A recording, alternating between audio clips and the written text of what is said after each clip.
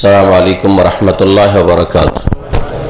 إن الحمد لله نحمده ونستعينه ونستغفره ونعوذ بالله من شرور أنفسنا ومن سيئات أعمالنا.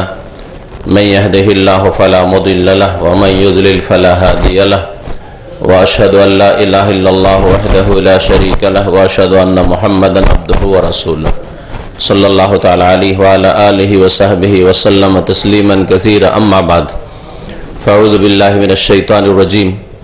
ولنبلونكم بشيء من الخوف والجوع ونقص من الأموال والأنفس والثمرات وبشر الصابرين. وقال الله تعالى في آيات أخرى: وإذ تأذن ربكم لئن شكرتم لأزيدنكم ولئن كفرتم إن عذابي لشديد. মহান আল্লাহ সমস্ত প্রশংসা যে আল্লাহ পাক রব্বুল আলামিনের নিয়ামতের উপর শুকরিয়া আদায় করা ফরজ। সে আল্লাহ পাক রব্বুল আলামিনের যাবতীয় প্রশংসা যে আল্লাহ পাক রব্বুল আলামিন কখনো কখনো দুঃখ দিয়ে আর কষ্ট সংকটের মাধ্যমে বান্দাকে পরীক্ষা করে থাকেন, আর এই রকম অবস্থায় ধৈর্য ধারণ করা ফরজ। আল্লাহ পাক রব্বুল আলামিন যেমন শুকরিয়ার নির্দেশ দান করেছেন খুশির অবস্থায়, সুখের অবস্থায়, সচ্ছলতায়, আর তেমনি আল্লাহ পাক নির্দেশ দান করেছেন ধৈর্য ধারণের। যেমন ধৈর্য ধারণের ফজিলত রয়েছে, তেমনি শুকরিয়া আদায় করার বড় ফজিলত রয়েছে, বড় উপকারিতা রয়েছে দুনিয়া আখিরাতে। মানুষ তখনই সফল যখন তার মধ্যে এই তিনটি গুণ থাকবে। তার দুটি বললাম, একটি হচ্ছে আল্লাহ পাকের শুকরিয়া আদায় করা, আর একটি হচ্ছে ধৈর্য ধারণ করা, আর একটি হচ্ছে ভুল ত্রুটিতে তওবা ইস্তেগফার করা। শুকর, সবর এবং ইস্তেগফার, এই তিনটি গুণ যে মুসলিমের মধ্যে রয়েছে সে হচ্ছে কামিয়াব দুনিয়া আখিরাতে। আল্লাহ পাক রব্বুল আলামিন হয় আপনাকে সুখের অবস্থায় রেখেছেন, সুতরাং আপনার শুকরিয়া আদায় করা ফরজ। আল্লাহ অনেক মানুষ চাইতে আপনাকে আল্লাহ পাক রব্বুল আলামিন ফজিলত দান করেছেন, শ্রেষ্ঠত্ব দান করেছেন, বেশ কিছু বৈশিষ্ট্য দিয়েছেন আল্লাহ পাক আপনাকে, যা অন্যকে দেন নাই বা অন্যরা তা থেকে বঞ্চিত রয়েছে। শুকরিয়া আদায় করা আপনার ফরজ। শুকরিয়া আদায় করলে আল্লাহর নিয়ামত স্থায়ী হয়, আল্লাহর নিয়ামত বৃদ্ধি পায়, যা আল্লাহ পাক দান করেছেন তাতে বরকত হয়। আর শুকরিয়া আদায় না করলে নিয়ামত ধ্বংস হয়ে যায়, নিয়ামত ছিনিয়ে নেওয়া হয়। আল্লাহ পাক রব্বুল আলামিনের যে রুজি রয়েছে আপনার কাছে, সমস্ত রুজিতে তখন অধপতন চলে আসে। বালা মুসিবত যখন আসে, বিপদ আপদ আসে, তখন ধৈর্য ধারণ করা ফরজ। আল্লাহ পাক রব্বুল আলামিন অন্যের চাইতে তারপর অনেক ভালো রেখেছেন। যদিও বালা মুসিবত আপনার উপর আছে, তারপরে যদি নিচের দিকে দেখেন তো দেখবেন আপনার চাইতে অনেকেই একেবারে অসহায় অবস্থায় রয়েছে, অনেকের অবস্থা আপনার চাইতে খারাপ। তো সেখানেও শুকরিয়ার প্রয়োজন রয়েছে। তারপরেও বালা মুসিবত যখন এসেছে ধৈর্য ধারণ করা ফরজ। আল্লাহ পাক রব্বুল আলামিন ধৈর্য ধারণকারীদের সম্পর্কে কোরআনে কারিমে অনেক আয়াত রয়েছে। ইন্নী জাযাইতুহুমুল ইয়াওমা বিমা সাবারু আন্নাহুম হুমুল ফায়েজুন। কিয়ামতের দিনে আল্লাহ পাক রব্বুল আলামিন ধৈর্যশীলদেরকে সম্বোধন করে বা তাদের সম্পর্কে বলবেন, ইন্নী জাযাইতুহুমুল ইয়াওম, আজকে তাদেরকে আমি প্রতিদান দেব, বদলা দেব, বিমা সাবারু, তাদের ধৈর্যের বিনিময়ে, তাদের ধৈর্যের কারণে। যারা ধৈর্য ধারণ করেছিল পৃথিবীতে বিপদ আপদে, বালা মুসিবতে, পাপ থেকে বেঁচে থাকার ক্ষেত্রে দিনের উপর অটলতায় ধৈর্য ধারণ করেছিল, তাদেরকে তাদের ধৈর্যের বিনিময় আজকে দান করব, বদলা দেব। কি বদলা? যে আন্নাহুম হুমুল ফায়েজুন, তারাই হচ্ছে আজকে সফল কাম। তাহলে কামিয়াবি হচ্ছে ধৈর্য ধারণ করাই। আল্লাহ পাক এই আয়াতে বলেছেন কামিয়াবি এই নয় যে আপনি ধৈর্য হারা হবেন, কামিয়াবি এই নয়, আপনার সফলতা এই নয় যে বেশি হাত পা মারবেন, যে তাড়াতাড়ি করে বালা মুসিবত দূর হয়ে যাক আর তাতে আমার সুখ শান্তি রয়েছে, আর না হলে হাহাকার অবস্থা। এটা কামিয়াবি নয়। বরং দুঃখের সময়, কষ্টের সময়, সংকটের সময়, আপনার প্রতিকূল অবস্থার সময় ধৈর্য ধারণ করলে দুনিয়া আখিরাতে উত্তম প্রতিদান রয়েছে। দুনিয়াতে আল্লাহ পাক রব্বুল খাস বান্দাদের সাথে খাস ভাবে রয়েছেন। ইন্নাল্লাহা মা'আস সাবিরিন ওয়াস্তাইনু বিস সাবরি ওয়াস সালাহ ইন্নাল্লাহা আল্লাহ পাক বলছে, হে মুমিনরা, তোমরা ধৈর্যের সাথে এবং নামাজের মাধ্যমে আল্লাহর কাছে সাহায্য কামনা করো। কারণ আল্লাহ পাক রব্বুল আলামিন কার সাথে রয়েছেন?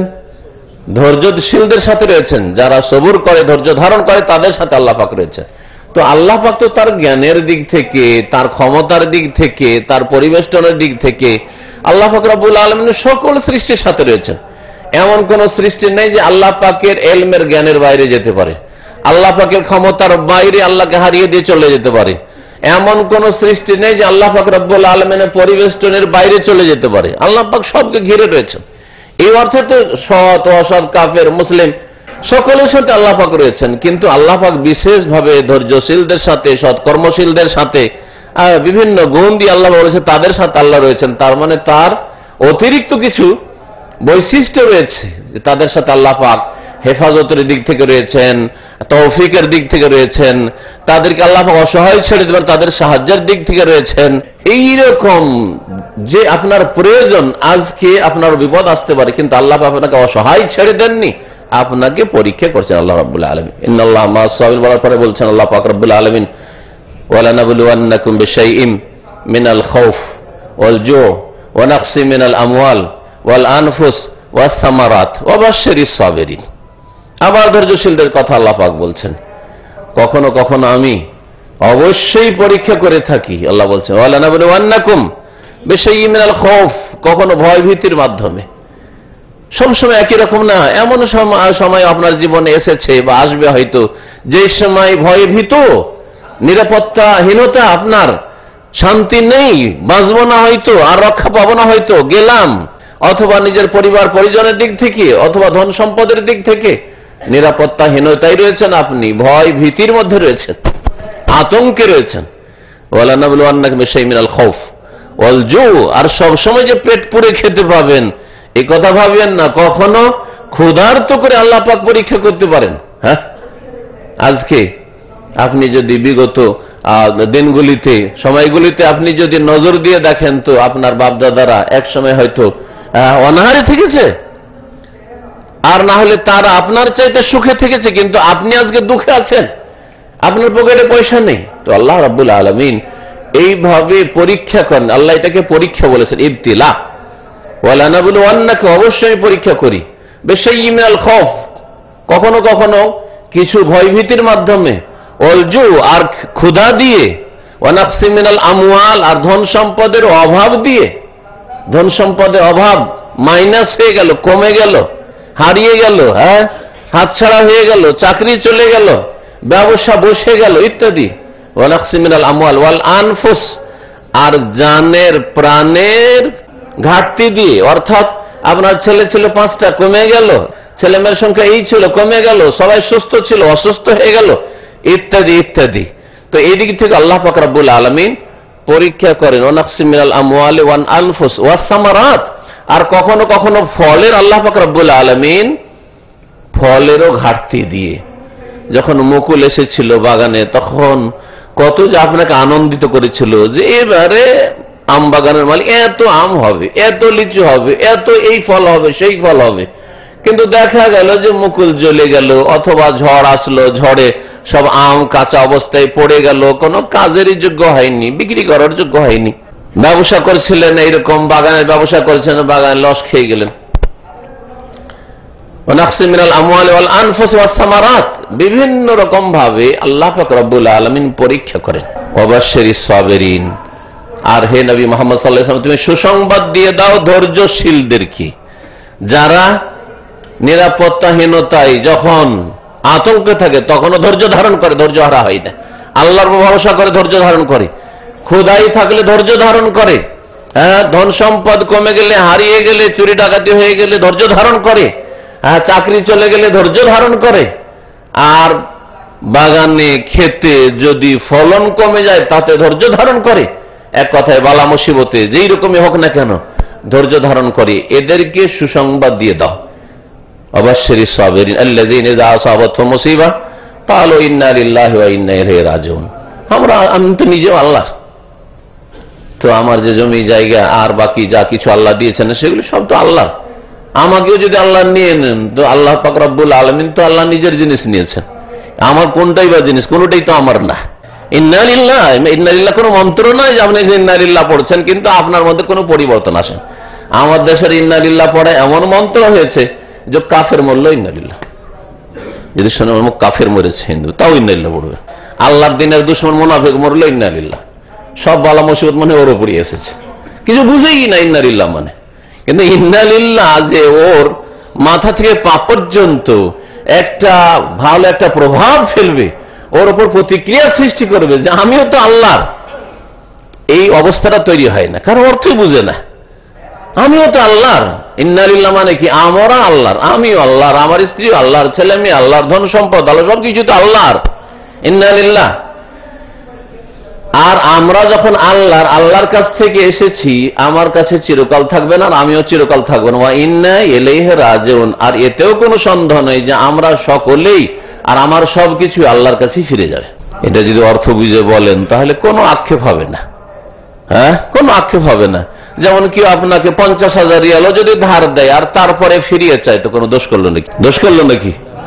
হ্যাঁ, আজকালকার অধিকাংশ লোকের কাছে দোষ। ধার দিয়েছেন মানে দোষ করেছেন আপনি, ধার দেওয়াটা অপরাধ আজকাল। হ্যাঁ, তো যেমন আজকাল ধার দেওয়াটা অপরাধ হয়ে গেছে, তেমনি ওই রকমই আল্লাহ পাক রব্বুল আলামিনের বালা মুসিবত দেওয়াটা ওই রকমই মনে হয়েছে। আল্লাহ তুমি এরকম করলে কেন, ঠিক না? ওই রকম হয়ে গেছে। ধার না দিলে এক ভালো, কিন্তু ধার দেওয়ার পরে অপরাধ করেছেন, চাইলে অপরাধ। এত বিরক্ত করা কেন শুরু করেছে? দেব, ইচ্ছা মতো দেব, এই হলো অবস্থা। তো কথা হচ্ছে যে আল্লাহ পাক রব্বুল আলামিনের এই আয়াত যেটা পড়তে বলেছেন, ইন্না লিল্লাহি ওয়া ইন্না ইলাইহি রাজিউন, আমরা আল্লাহর এবং আমরা আল্লাহর কাছে ফিরে যাব। তো আল্লাহর জিনিস যদি আল্লাহর কাছে ফিরে যায় তো আপত্তি কোথায়?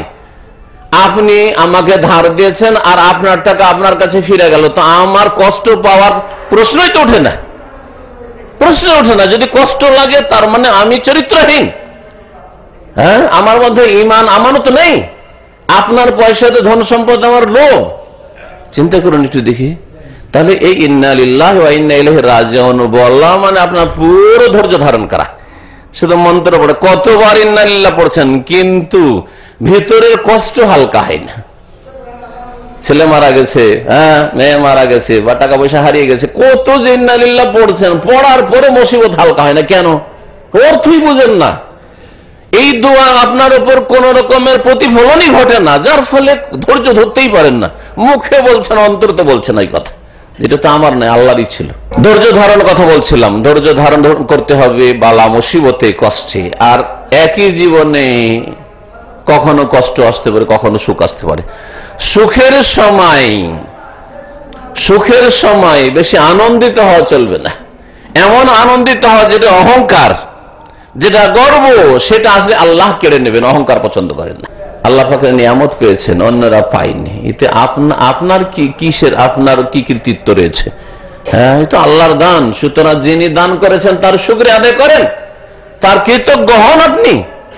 সুতরাং আল্লাহ পাক কোরআন কারীমে শুকরিয়ার কথা বারবার করে বলেছেন। একটি আয়াত বলি সূরা ইব্রাহিমের, আল্লাহ পাক বলছেন, ওয়া ইয তাআযানা রাব্বুকুম লা ইন শাকারতুম লাযিদান্নাকুম।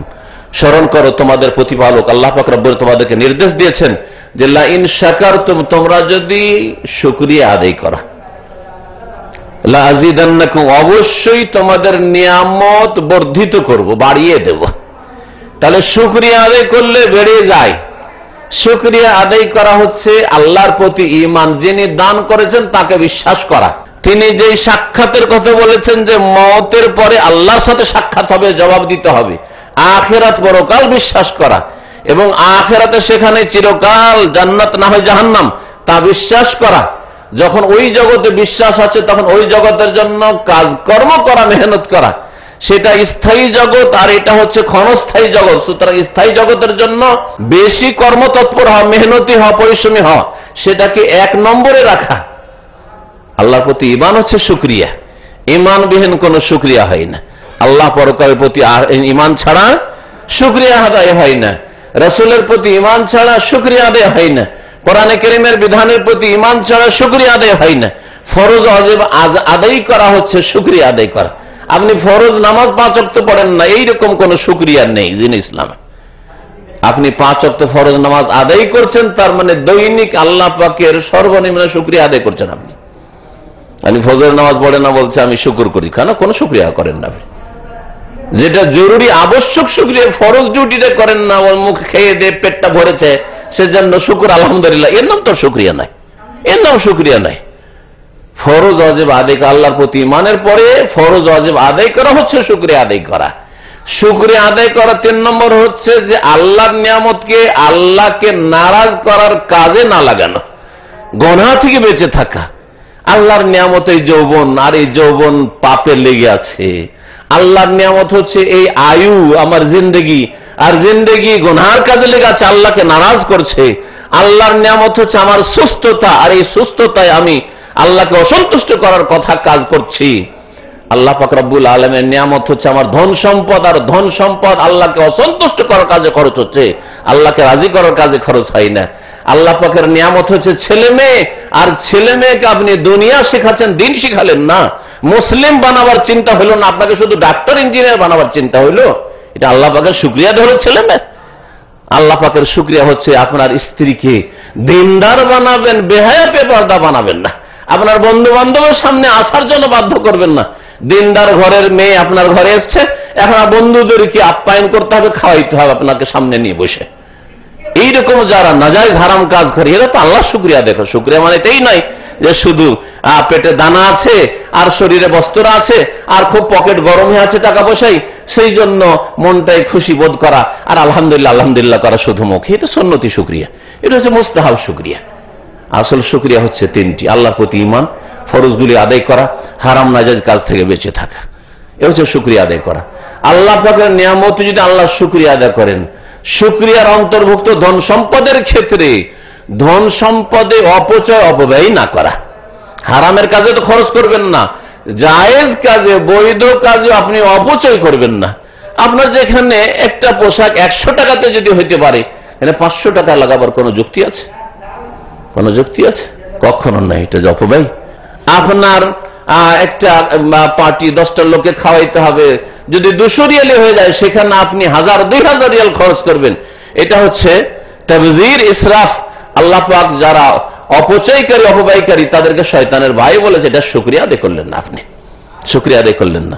আল্লাহ পাকের নিয়ামত যে ছিনিয়ে নেওয়া হয়েছে, একেবারে এই কাজগুলিতে ব্যবহার হচ্ছে। আল্লাহর নিয়ামত খেয়ে কবর মাজার পূজা করা হয়েছে ভারত উপমহাদেশে, যার ফলে আল্লাহর নিয়ামত ছিনিয়ে নিয়েছে।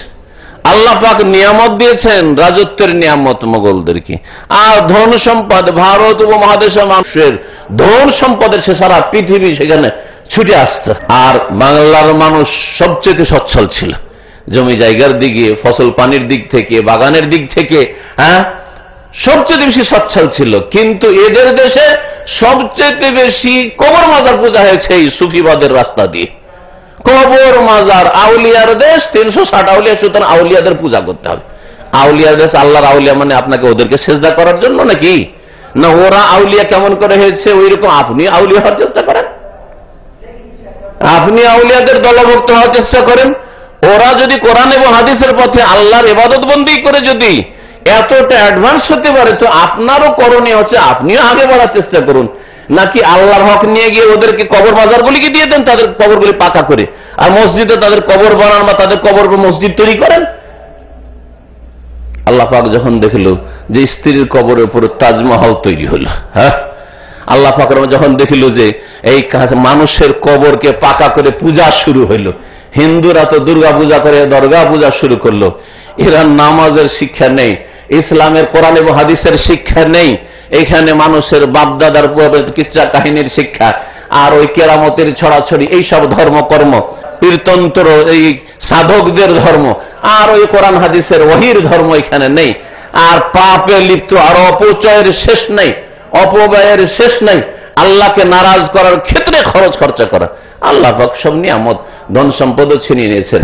আরবরা যেত সেই দেশে কাজ করার জন্য, রুজির জন্য, এখন আরব দেশে এসে আমরা পড়ে আছি। এই দেশে ভিসা না করলে আমাদের চলা মুশকিল হয়ে যাবে, এরকম অবস্থা হয়ে গেছে। আল্লাহ পাক রব্বুল আলামিন তিলকা ইয়ামুন উদাউল হাবেন নাস, আল্লাহ কোরআনে বলছেন যে এই যে যুগ যুগ যুগের আল্লাহ আবর্তন বিবর্তন ঘটিয়ে থাকেন। আজকের ফকির কালকে আমির, আর আজকের আমির কালকের ফকির। জি হ্যাঁ, আজকের সুখী কালকের দুঃখী, আর আজকের দুঃখী কালকের সুখী। সবাই চিরকাল, আর সবার প্রজন্ম, আর সকল এলাকার মানুষ চিরকাল দুঃখী থাকবে না, আর সকলের সুখ চিরকাল থাকবে না। সুতরাং আল্লাহর নিয়ামতের উপর বাড়াবাড়ি করবেন না, আর আল্লাহকে অসন্তুষ্ট করার কাজ করবেন না। আল্লাহ পাকের নিয়ামত পেয়ে এই যে আল্লাহ পাকের শুকরিয়া আদায় করা, যদি শুকরিয়া আদায় করো বাড়িয়ে দেবো। ওয়ালা ইন কাফারতুম, আর যদি তোমরা অকৃতজ্ঞ হও, না শুকরি করো। কুফরি করা মানে এখানে হচ্ছে না শুকরি করা, আল্লাহ পাকের কৃতজ্ঞতা না করা। ইন্না আযাবি লাশাদীদ, জেনে রাখো যে আমার আযাব বড় শক্ত রয়েছে। আল্লাহ পাকের আযাব বড় শক্ত রয়েছে। কোরআনে কারীমে আল্লাহ পাক ইরশাদ করেছেন যে মানুষকে যে আল্লাহ পাক ধরেন, বালা মুসিবত আসে, সুখের পরে দুঃখ চলে আসে কেন? জাহারাল ফাসাদু ফিল বাররি ওয়াল বাহরি বিমা কাসাবাত আইদিন নাস, জলে এবং স্থলে, ফিল বাররি ওয়াল বাহরি, সাগরে, পানিতেও এবং স্থলেও, শুকনো জায়গাতেও কি হয়েছে? বিপর্যয় নেমে এসেছে। দেখেন, বিপর্যয় এক হচ্ছে পাপ। পাপ শুধু শুকনোতে হয় না, জাহাজে পানির উপর ভাসছে, কখন যে আল্লাহ ডুবিয়ে দিতে পারেন তুফান দিয়ে। তারপরে সেখানে মদ, শিপে সেখানে মদ, আর সেখানে জিনা, আর সেখানে কত রকমের পাপ হচ্ছে। যারা শিপের সাথে, জাহাজের সাথে সম্পর্ক রাখে, আর জাহাজে যারা কাজকর্ম করে আমলা, তাদের কাছে খবরগুলি জেনে দেখেন, তাইলে বুঝতে পারবেন যে কত পাপ হয়। হ্যাঁ, সমুদ্রেও পাপ করতে ছাড়েন না, আকাশপথেও পাপ করতে ছাড়েন না, আকাশপথেও পাপ করতে ছাড়ে না। সুতরাং এই যে পাপ যখন বেড়ে গেছে আল্লাহ পাকের জমিনে, তখন আল্লাহ পাক রব্বুল আলামিনের পক্ষ থেকে আযাব নেমে এসেছে। বিমা কাসাবাত আইদিন নাস, মানুষের কৃতকর্মের কারণে, পাপের কারণে। আল্লাহ পাক সবগুলি পাপের শাস্তি দেন না, কিছু ক্ষমা করে দেন, আর কিছু বাড়াবাড়ি করলে ওই শাস্তি আখিরাতে দেওয়ার জন্য রেখে দেন, আর কিছু কিছু শাস্তি দেন। আল্লাহ বলেন লিইউযীকাহুম বা'দাল্লাযী আমিলু, তারা যে অপকর্মগুলি করেছে সেগুলির কিছু অংশের শাস্তি দেওয়ার জন্য আল্লাহ কাজ করেন। আল্লাহ পাকের আযাব যে নেমে আসে, বালা মুসিবত নেমে আসে, কিসের জন্য? কিছু শাস্তি দেওয়ার জন্য। কেন কেন কিছু শাস্তি দেন? শাস্তি দেওয়ার, দুনিয়ার শাস্তি দেওয়ার উদ্দেশ্য আপনার আমার এতে কল্যাণ রয়েছে, আখিরাতের শাস্তিতে আমার আপনার কল্যাণ নেই। ওখানে কিন্তু আর উপায় নেই। ওখানে যে শাস্তি হয়ে বাঁচতে পারবেন না, চলে গেছেন। কিন্তু দুনিয়াতে শাস্তি হইলে তারপরে তওবার সুযোগ আছে, সংশোধনের সুযোগ আছে। তাই বলছেন আল্লাহুম ইয়ারজিউন, আল্লাহ বলছেন যাতে করে তারা ফিরে আসে। বেনামাজি হয়েছিলে, ধাক্কা খেয়েছ, এখন বালা মুসিবতে পড়েছ, নামাজি হয়ে ফিরে আসো।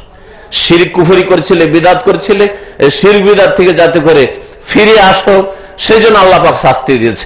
ব্যভিচারে লিপ্ত হয়েছিলে, মদে লিপ্ত হয়েছিলে, আল্লাহ পাক শাস্তি দিয়েছেন যাতে করে ফিরে আসো। এইভাবে আল্লাহ পাক রব্বুল আলামিন দুনিয়ার শাস্তি দিয়ে থাকেন। কোন জাতিকে আল্লাহ অতক্ষণ ধ্বংস করেন না যতক্ষণ পর্যন্ত ধ্বংসের কাজ তারাই করে ফেলে, ধ্বংস হওয়ার কাজ তারাই করে ফেলে।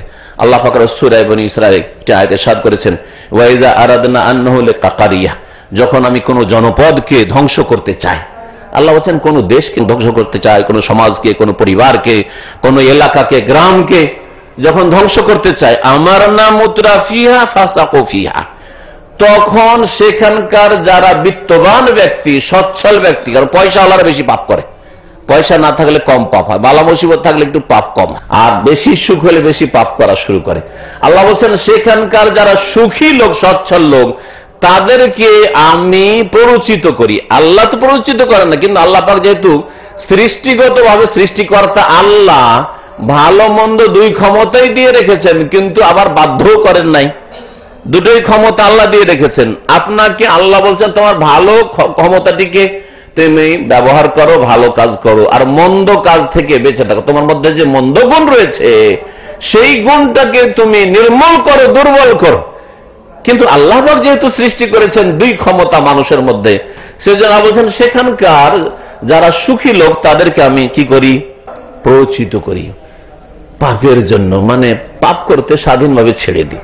উদ্দেশ্য হচ্ছে আল্লাহ পাক স্বাধীনভাবে ছেড়ে দেন, কারণ বেঁধে ধরে যদি আল্লাহ পাক পাপ থেকে বাঁচিয়ে দেন তাহলে তো পরীক্ষায় থাকলো না। আমাদের মধ্যে শুধু ভালো গুণ থাকতো তাও পরীক্ষার কোনো যুক্তি থাকতো না, আর শুধু খারাপ গুণ থাকলে আমরা তো ভালো করতেই পারবো না, আল্লাহ তো কি জন্য আমাদের হিসাব নেবে? আর যদি শুধু ভালো গুণই থাকতো আমাদের ফেরেশতার মতো, তাহলে আবার হিসাব আর কি, আমরা তো পাস করবোই, কারণ সব তো ভালো মানুষ। ভালো ছাড়া মন্দ গুণই নেই আমাদের মধ্যে। ভালো মন্দ দুটো গুণ দিয়ে আল্লাহ পাক রব্বুল স্বাধীনভাবে হাদাইনাহু নাজদাইন, আল্লাহ বলছেন যে দুটো রাস্তার মোড়ে আমি ছেড়ে দিয়েছি। নাজদাইন, দুই রাস্তার মোড়ে ছেড়ে দিয়েছি, এদিকে যাও না হয় এদিকে যাও, তোমার ইচ্ছা। মসজিদে যাও না হয় শুয়ে থাক, এলেম শিখতে যাও না গান শুনতে যাও, আল্লাহ পাক ছেড়ে দিয়েছেন। এইভাবে ভালো কাজ করো না হয় মন্দ কাজ করো, এইভাবে আল্লাহ পাক রব্বুল আলামিন ছেড়ে দিয়েছেন। তো বলছিলাম আল্লাহ পাক রব্বুল আলামিন ধ্বংস করেন কোন জাতিকে, ওই আয়াতটি বলছিলাম। সচ্ছল ব্যক্তিরা সেখানকার তখন কি হয়, ফাসাকু ফিহা, তারা পাপাচারে লিপ্ত হয়ে যায়, পাপাচারী হয়ে পড়ে, পাপকে পাপ মনে করেন না। পয়সা দিয়ে, পয়সা আছে যেহেতু, পয়সা দিয়ে কি করে না, কত রকমের পাপ করে, আশ্চর্য হবেন। অপচয়ের কিছু পাপের কথা বলি আজকে। খতিব এমন এমন অপচয়ের কথা বলছিলেন যেগুলো অকল্পনীয়। কোন একটি দেশ বর্তমান যুগে সেখানে খেতে পায় না, মানুষ খেতে পায় না। আশেপাশে দেশ আছে এমন দেশ, অভাব সেই দেশে। এখন সেই দেশের লোকেরা আজকে থেকে 50-60 বছর আগে কলিজা খাবে, বকরির ছাগলের কলিজা খাবে, দুম্বার কলিজা খাবে। দুম্বাটাকে যাবে করে কলিজাটা বের করে নিয়ে পুরোটাই ফেলে দিই। আজকে মাত্র 50 বছর পরে ওই দেশের লোক খেতে পায় না, জি, অনাহারে মরছে, নিরাপত্তা নেই, সেখানে শান্তি নেই। এই হচ্ছে অবস্থা। এখানে 80 বছর আগে মানুষ ঘাস পাত আর মৃত পশু কত কি খেত, এত অনাহারে ছিল, এত কষ্টে ছিল। আর পানির জন্য মাইলকে মাইল, কত দূর দূর শুধু পানির খোঁজে সন্ধানে যেতে হতো, পানির খোঁজে যেতে হতো। আজকে ঘরে বসে বসে পানি, ঘরে বসে পানি, জি, পানির অভাব নেই। আর খাবারের জন্য দেশ বিদেশ কোথায় যে গিয়েছে, নিজের বংশের সাথে আত্মীয় স্বজনের সাথে কোনো যোগাযোগ নেই, এমন নিখোঁজ হয়ে গেছে, বহু ঘটনা রয়েছে। আজকে আল্লাহ পাকে নিয়ামত দিয়েছেন পরীক্ষার জন্য। আজকের এই নিয়ামত চিরকাল টিকে থাকবে জরুরি নয়। আল্লাহ পাক অবলোকন করছেন, দেখছেন তোমাদের ঈমান, তোমাদের ফরজের হেফাজত করা আর পাপ থেকে বেঁচে থাকা, কতটুকু তোমরা আল্লাহর অনুগত না অবাধ্য, আল্লাহ দেখছেন। শুধু ফায়ানজুরা কাইফা তা'মালুন, তোমরা কি করছো আল্লাহ দেখছেন, তোমাদের তামাশা আল্লাহ দেখছেন। কিছুদিন আগের ঘটনা, আজকে প্রচার মাধ্যমে আনন্দের সাথে প্রচার করেছে এক শ্রেণীর লোকেরা, পার্টি করেছে, পার্টি করে খাওয়া দাওয়া করে মেহমান অতিথিদের হাত ধোয়ার জন্য সবচেয়ে মূল্যবান আতর দিয়ে হাত ধোয়াচ্ছে। যে আতর তোলা হয় সম্ভবত 250 না 300 রিয়াল, 1 তোলা এতটুকু, আর সেই আতর দিয়ে হাত ধোয়াচ্ছে আর সবকে দেখাচ্ছে। তো এইরকম অপচয় করলে আল্লাহ নিয়ামত তো রাখবেন না। আর এর চাইতে বড় অপরাধ হচ্ছে যে আল্লাহ পাকের এই নিয়ামত কি যদি আবার পাপের কাজে লাগাই। কেউ আল্লাহ পাক গাড়ির নিয়ামত দিয়েছেন, কেউ গাড়ি পায় না, পায়ে হাঁটছে, কেউ পায়ে হাঁটছে, কেউ ভাড়া গাড়িতে 1000-1500 কিলোমিটার দিয়ে যেতে হবে, তারপরে বাসের টিকিটের পয়সা জুটে না তার। আর আপনাকে আল্লাহ গাড়ি দিয়েছেন, তো প্রতি বছর একটা করে গাড়ি বদলাতে হবে, নতুন নতুন মডেল নিয়ে আসতে হবে।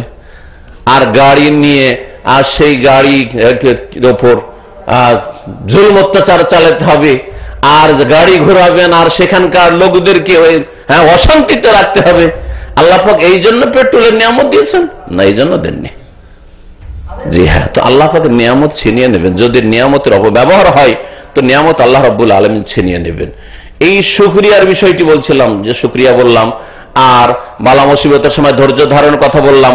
আর 3 নম্বর যে বিষয়টি, সেটা হচ্ছে যে ভুল ত্রুটি হতে পারে, সেজন্য আল্লাহর কাছে ক্ষমা চাও, ইস্তিগফার করা, আস্তাগফিরুল্লাহ ওয়া আতুবু ইলাইহি, অন্তর থেকে বলবেন, শুধু মুখে না। আল্লাহর কাছে ক্ষমা চাইছি এবং আল্লাহর দিকেই ফিরে আসছি, তওবা করে ফিরে আসছি, ইস্তিগফার করবেন। আর ইস্তিগফার শুধু মুখেই করবেন না, কাজে কর্মে, যে এই ভুল করেছি আর এই ভুলটা করব না, এই ফরজে গাফিলতি করেছি আর গাফিলতি করব না, এই ফজর আজকে ছেড়ে দিই বা ছুটে গেছে আর আমি ছাড়বো না, এখন চেষ্টা করব যাতে করে আমার না ছুটে যায়। হ্যাঁ, এই নাজায়েজ কাজটি আমার দ্বারা হয়েছে বা নাজায়েজ কথাটি হয়েছে, আর যেন আমার দ্বারা না হয়। এইভাবে তওবা ইস্তিগফার করা, কাজে অন্তরে সবকিছুতেই তওবা ইস্তিগফার করা। ইস্তিগফার করে আল্লাহ পাক রব্বুল আলামিন বালা মুসিবত দূর করে দেন এবং আল্লাহ পাক বরকত নাজিল করেন। এই কথাগুলি কোরআনে কারিমে রয়েছে, প্রিয় মুহাম্মদ রাসূলুল্লাহ সাল্লাল্লাহু আলাইহি ওয়াসাল্লামের হাদিসে রয়েছে। এখানে আমাদের এই আলোচনা শেষ করছি। এরপর আমাদের ইসলামী সেন্টারে অধিকাংশ ভাইরা হয়তো জানেন, কিছু নতুন ভাইরা আসছেন, তাদের অবগতির জন্য আমাদের ধারাবাহিক তাফসীর হয় আসর পর্যন্ত। সেখানে আপনারা আমন্ত্রিত, সেখানে আপনারা হাজির হয়ে উপকৃত হইতে পারেন। আর তারপরে সারাদিন আমাদের ওখানে প্রায় ক্লাস চলতে থাকে। একটা ক্লাস শেষ হয়, তারপর আসর পরে আবার কোরআন শিক্ষার ব্যবস্থা রয়েছে, মাগরিব পরে ক্লাস রয়েছে, এশা পরে ক্লাস রয়েছে। আল্লাহ পাক যেন আপনাদেরকে ভালো দ্বীনের জ্ঞান অর্জনের তৌফিক দান করেন এবং দ্বীন মোতাবেক আমল করার তৌফিক দান করেন। আল্লাহ পাক রব্বুল কোরআন এবং হাদিসের অনুসারে চলার জন্য তৌফিক দান করেন। আল্লাহ পাক রব্বুল গুনাহের কাজ থেকে, গুনার কথা থেকে বেঁচে থাকার জন্য তৌফিক দান করেন। আল্লাহ পাক তার শুকরিয়া আদায় করার জন্য তৌফিক দান করেন, যে শুকরিয়া আল্লাহ পাক পছন্দ করেন। আল্লাহ পাক যেন বালা মুসিবত থেকে আমাদেরকে বাঁচিয়ে রাখেন, আর বালা মুসিবত আছে আল্লাহ পাক ধৈর্য ধারণের আল্লাহ পাক তৌফিক যেন দান করেন। আল্লাহ পাক তওবা ইস্তেগফার করে তাঁর দিকে ফিরে আসার তৌফিক যেন দান করেন। ওয়া সাল্লাল্লাহু আলা নবিয়িনা মুহাম্মদ ওয়া আলা আলিহি ওয়া সাহবিহি আজমাইন।